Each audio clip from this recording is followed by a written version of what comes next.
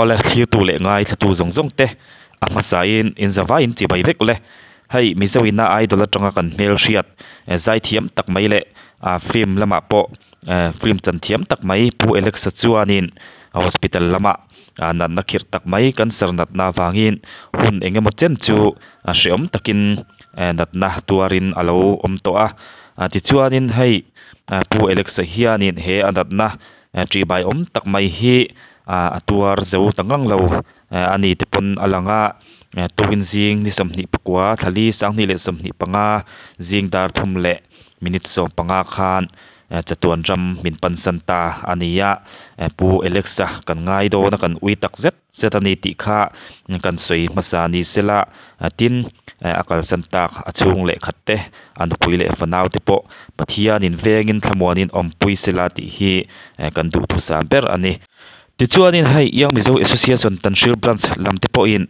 pu alexa boral tu hi chiang tak main posaron siam to heti hianin yang mizo association tanshil branch lam tichuanin aron tuchua aron siam ta zolko ming pu alexa del chon ki ma kum som thum pasari section suak puilala thi ni samni pakwa thali sangni le samni panga dar thum le minute som panga am vui hun ni samni pakwa thali sangni le samni panga dar khat PM kauran UPCNI vuitu referent ke vanlel dika aranti he pu alexa boral chungchang hianin confirm ani to melatin FB lama te news lama te po thuchwa aron siam to buka mizo idol FB lama an post no siam hian po ni second cheer lenga mizo idol mi puite star ron kan chanta mizo idol lar tak film star ni bok Alex Lel chon ke machuan tuin zing da thum le min som panga am khan chatuan ram min pan santa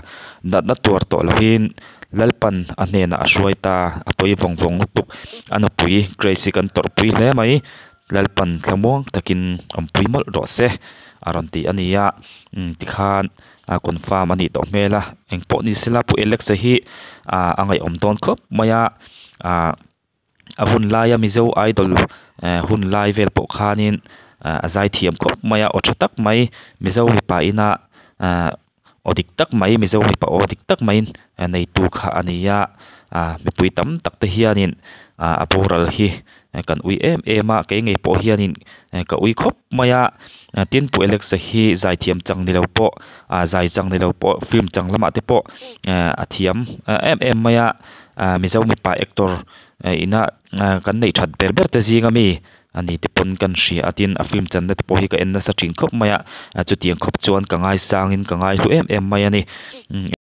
engpo di sela pu alexa pa ang chunga thamong taka chol to torin du sang ber kan hlan mot mola tin anu pui fanau te po pathian in vengin ompui sela thamong takin pu alexa ero chol to don ania chuti rualin anu pui fanau te pathian in vengin ompui tlat sela ti hi kan tu sam berani ti chuanin hei pu alexa hianin aboral ma khanin thi thamon na satak main alo nei na sakhop maya aboral ma khanin atong traina garil ru ne em tu mai le mi puite ril ru ne em tu mai pakhat atong traina pucham mol mai kha garil ru hianin ala cham renga poni sela khami kha kan han ngai thale anga ama hriat ringnan le ama thla nan te po ti nita sela athawme poni sela po election aboral ma hospital khuma om natna shom tak mai atorlaya beidong lova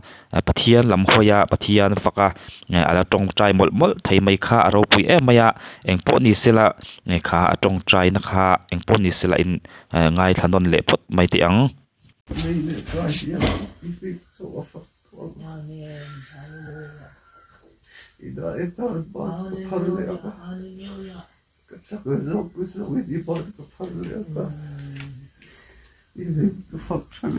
Amen. Hallelujah. Vad vi där mot vår slöja bara där ja. Sarà vi på som kade. Då katti. Kasai på vad det så va. Så jag vill la flyga runt så vad det är. Kan det läsa katti. Halleluja. Lalpan malasom, lalpan malasom. Wait, keep jump right and jump the kingdom far. Hey, hallelujah. Hey, Mark, it's like that. You know. Lalpan asya. Hey, there's somebody kingdom far. Lalpan intimasya. Roman Jerusalem. Hello, Mark. Jag har skett det hittat ut skivet. Men bara att de då i på på karriären sker det inte kan de gå till det. Då vill jag är vad hon säger. Jag har varit med så ska klara om det då. Vi är två kan det se då. Amen. Hallelujah. De var att de inte kommer då. Hallelujah. Tack så och brotta mig. I karar det låtar länge. Amen. I Hallelujah. karar alltid så kingdom le rosa. Hallelujah. Amen. Hallelujah. El paro piberang. I dam det klingil pa. Vi ber till våga vill få till. Amen. Aro pide tok. Aro pide. Kan sar det dam da.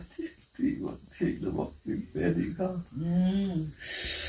Akalalpan ang hakring. Ang hakring. Kalalpan. Så kan sa kanila pa i robola. I vi grupo i lava. Vi det vidare så klina. De var inte så kakadoli. Amen. Hallelujah. Gud syns i cielo. Vad det låter om kaj låter.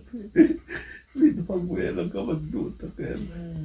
Amen. Lalpan malasom jelos. Lalpan malasom jelos. Hallelujah. Amen. Lalpan.